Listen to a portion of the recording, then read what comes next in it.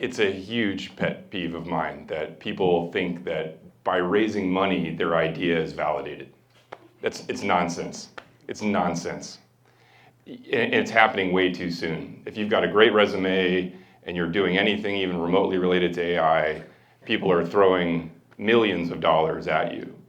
And some of you, I know, you know this, you lay in bed at night staring at the ceiling because you're not quite sure who your desperate user is. Who's your ideal customer? What exactly is it that matters here? And the more money you've raised and the more people you've hired, the more your heart flutters at night because you feel the responsibility. Okay? And so the idea that I think VCs screw it up so badly for founders. I think the whole system is generally broken. It's a longer conversation, but they're at fault. They're pushing you to get revenue, sometimes fake revenue, friendly revenue, only to raise the next round with more expectations and not a real foundation to build the company up behind. You haven't done the work yet. And so before you take millions of dollars, or if you take your seed, you go slow so that you can go fast later. You take your time. You make sure that you found a desperate customer, that they're delighted by your product, that they become references. References are what allow you to scale efficiently as a company. We talk about that all the time at Unusual. If you're all over the place and people don't reference each other, you'll get no benefit to having these customers, and they'll tear your engineering team apart because they're going to ask for so many different things.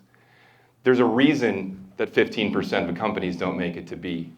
It's because the VCs, in a lot of cases, are giving you horrible advice.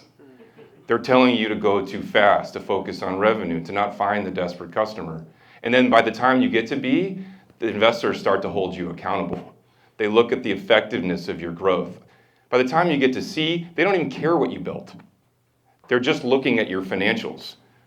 What's your CAC to LTV? What's your quota? How many of your reps attain? Like, it's all financial. By the time you get to IPO, that's all they care about. And so, but you have to build the foundation of your company. And the foundation of a company, as we talk about it Unusual, means you start with an insight, not an idea, an insight. An insight is something that other people don't quite see yet. Because if everybody can see it, why would you win as a startup? You're a resource-constrained entity. There's no chance. It can't be obvious. The further you are away from obvious, the greater your potential for profit.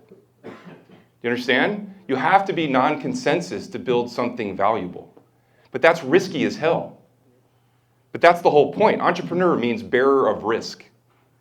You go towards the risk, you don't run away from it.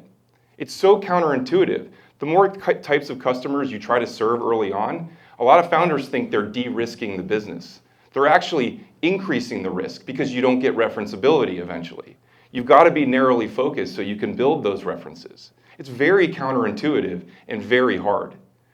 But before you raise money and recruit people to your company, you want to validate your insight. You don't know definitively, but you can certainly talk to enough people. Do they have a desperate unmet goal? Is there something about a solution that you would build that they would rip it out of your hands? Like, when can I have it should be the answer. You don't have to build a product to know that.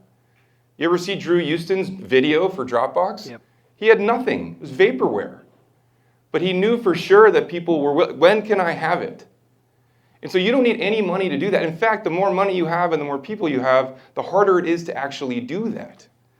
But that is a common flaw. And so when people raise money and the sand starts coming through the hourglass, and these silly VCs tell you, but you need $1 million of ARR to raise the next round, or $2 million of ARR, or 3 these days, what you end up doing is spreading it around instead of taking your time and finding the desperate segment.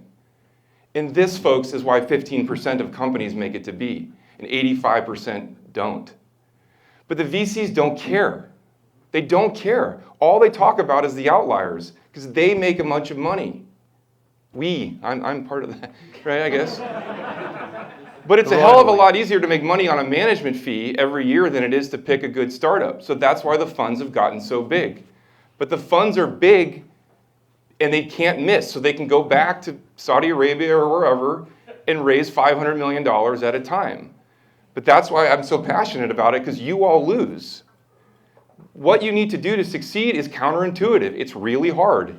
It goes against what so many VCs tell you. But again, they don't care that you don't graduate to be. At Unusual, the reason we only do 4 or 5 investments a year is because we care about every single one.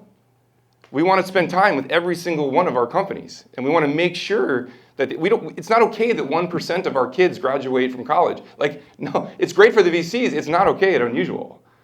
But this is the industry, and you just need to understand that, like, this is what's happening in the industry. And they're really powerful forces. And so I'm not like overly critical of people's decision making, but I do care that the founders understand what is happening and why it's happening, so that you can not be one of those casualties. So thank you for answering the question, asking the question.